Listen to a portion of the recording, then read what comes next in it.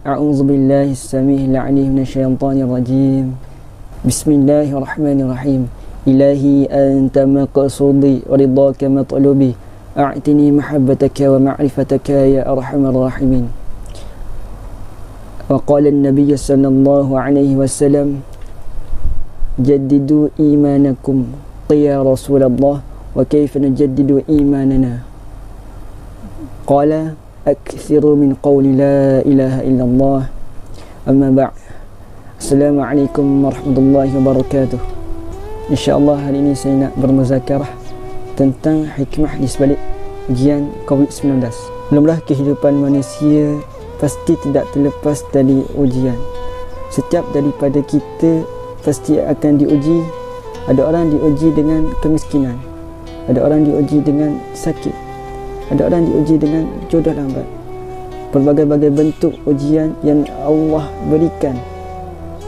Dunia sekarang ni kita dapat lihat diuji dengan musibah oleh Allah Subhanahu Wa Taala dengan makhluk yang sangat halus, yang mana pada hakikatnya kita tak nampak pun, iaitu COVID-19.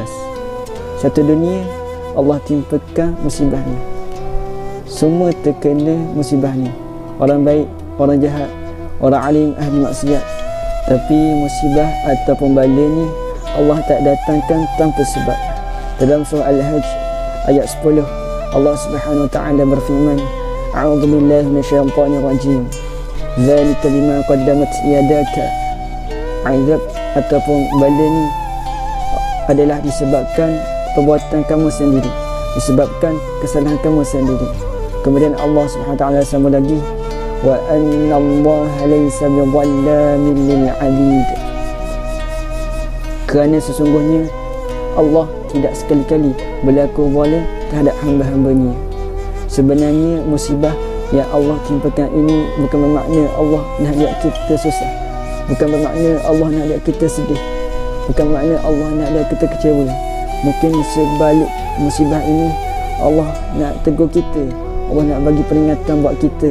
Mungkin selama ini kita terlalu apa daripada amalan-amalan agama, daripada menyati Allah. Jadi Allah timpakan musibah ini supaya kita sedar kembali kepada Allah Subhanahu Wa Taala. Ada orang yang diuji dengan musibah tu, Allah bagi ganjaran pahala dekat dia. Dan ada orang yang diuji dengan ujian tu, dia boleh bermacam-macam dosa. Sebab apa dia boleh dosa? Kerana perbuatan dia, kerana mulut dia, caci maki dia, kerana sangkaan dia kepada Allah.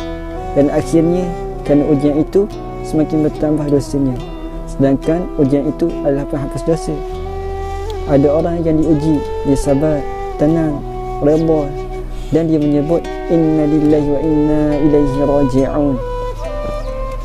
Dalam surah Al-Baqarah ayat 156, Allah SWT sebut, allazina idza asabathum musibatun qalu inna lillahi wa inna ilaihi raji'un. Iaitu orang-orang apabila mereka ditimpa oleh suatu kesusahan ataupun ujian, mereka berkata, sesungguhnya kami adalah kepunyaan Allah dan kepada Allah jugalah kami dikembalikan ujian ini kepada Allah. Ini adalah antara sifat-sifat orang yang bertakwa kepada Allah Subhanahu Wa Taala. Sebab itu dalam kehidupan kita ini, bersama mana pun ujian yang Allah datangkan kepada kita, jika kita membesarkan Allah, ujian itu akan menjadi kecil. Saya teringat tentang kata-kata daripada Ustaz Abid dia. Dia kata dalam hidup ini, bila Allah timpakan ujian kita, tak ada dua, tak ada tiga, tak ada empat jawapan. Jawapannya adalah satu je, Allah sayang kita. Sebab tu Nabi Muhammad SAW ajar kita, kalau kita sedih, kita susah, kita diuji, Nabi ajar apa? Supaya kita sabar dan salat. Dalam Al-Quran Allah berfirman, wasta'inu bis-sabri was-salah. Minta pertolongan dengan jalan sabar dan salat. Nabi Muhammad SAW juga ajar manusia supaya sentiasa bersangka baik. Kita kena bersangka baik bukan sahaja kepada Allah, tapi juga kita bersangka baik kepada manusia. Hablum minallah wa hablum minan nas. Jaga hubungan kita dengan Allah dan jaga hubungan kita dengan manusia. Dalam keadaan kita sekarang ni diuji dengan musibah COVID-19.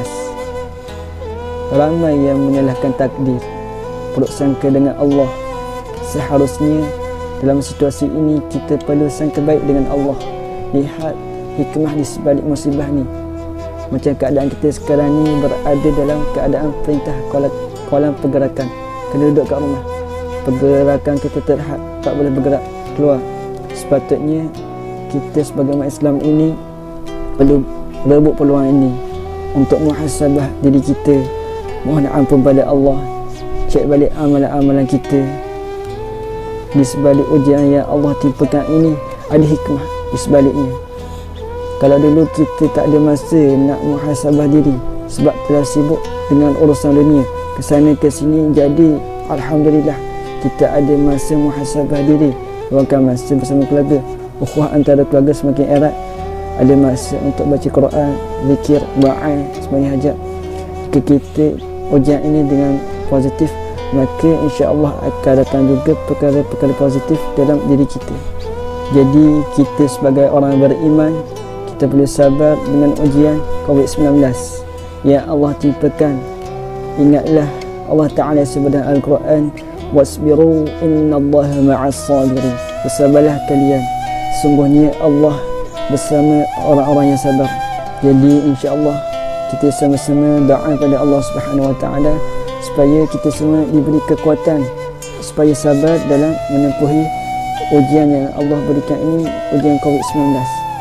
Jadi insya-Allah setakat itu saja daripada saya. Saya akhiri dengan wabillahi taufik wal hidayah. Assalamualaikum warahmatullahi wabarakatuh.